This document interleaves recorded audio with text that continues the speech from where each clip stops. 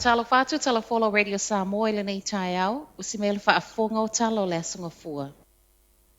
A whaio oio se talo vau, ma lo ma whaio na e whai ngā luenga, e ta tawana e alu e whai ngā luenga. O uputu usa o lea le ta ita le National, Christopher Luxon, a o whailoa ma iei fuafuanga le National e lango ai talo vau le ngā lulue. Ma o lea sa ia whailoa le kone virinisi whaale tausanga le pāti i kalai estete.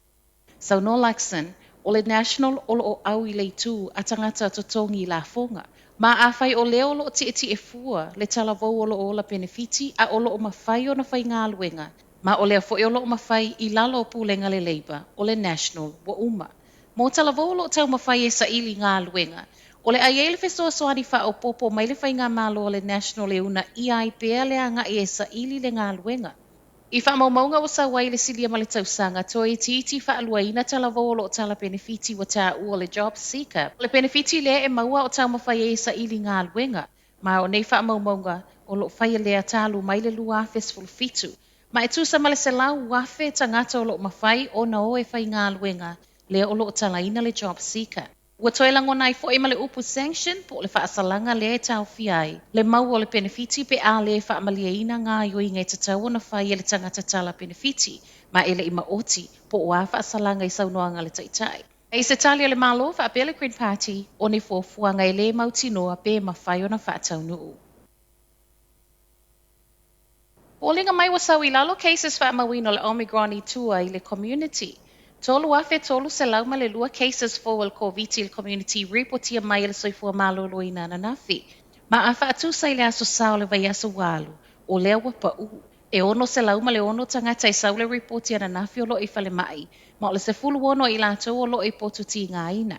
Atu mai fo i tangata tau fia i fale mai ono le COVID, o lea ua sau i lalo.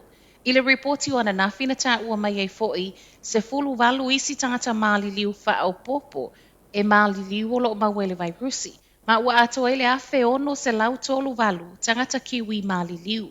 O whaamaunga reporti a mea na nafi, ato e maua leo fwai numero al COVID sa whaamawina i le masino uni. O lo o whaau popo pēr tangata ave leo ono whaavivili ngā pauta avale lea na whai e lungo tuunga mau fau i Cambridge. O le whanua tanu le nei hau tapu e le ngata ua whaaleanga ina le vao ono o whaavivili ngā pau. Ai ua whaasolo ato e lungo tuunga mau fau ma ua leanga atu ai mama a whaamanatu. O le vaiaso talu aina avele sfuluiva tausanga wai kato. A o le whaaiunga o le vaiaso na mōli ai le isi to alua ma e ta ilua sfulfa tausanga. O le vaiaso nei e tutu la i eia li i to alua lea whaato a mōli ai le whaaiunga o le vaiaso ma ua toso atu ai ma le taavale tasi lea na whaonga e ila tau wa mōlia. O ni amionga ua whaalia i le fia fiol community ma ele o whaingo fia fo i a inga o e ana tuunga mau ua whaaleanga ina. Ua toe sau fo i reporti o whale tawhana i au kilani. I reporti mai leo lo so e su ele whale papakura na reporti ane le tai o na nafi, ma o lo masalo mi ai pulufana. E leisa isi nā whai nai, ma e tu whaatasia telefo o lo whaawau pia so e suenga. E se mai le whale le nei papakura, e ye fo i leisi whale na tā ua mai i sa sae o au kilani lava.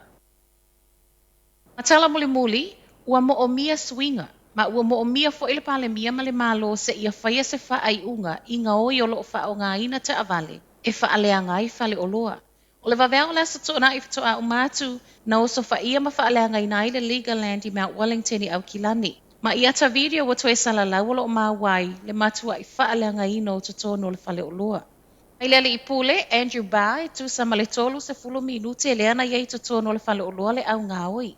Ua toe talo sanga i bai le malo se ia whaia se whaai unga i tangata o lo o whaia pēle nei le alofa e mai se lava au kilani o lo o le misi le vaiaso. Whaali ai fo i ele li pule o le whainga tāo so whainga nei ona o le tele o au penga o lo o lātou wha o ngā ina. Ma e whai o le alofa le pisinisi a o le manu fo i le soifua. Ma e pei ua avea lea mawa noa wa tawhili sau noa ai i lātou nei a o le alave le ise me o whaia iai. Ma ia bā wa ia mo o mia vave se fisoa soani te mai taik pā le mia Jacinda Ardern.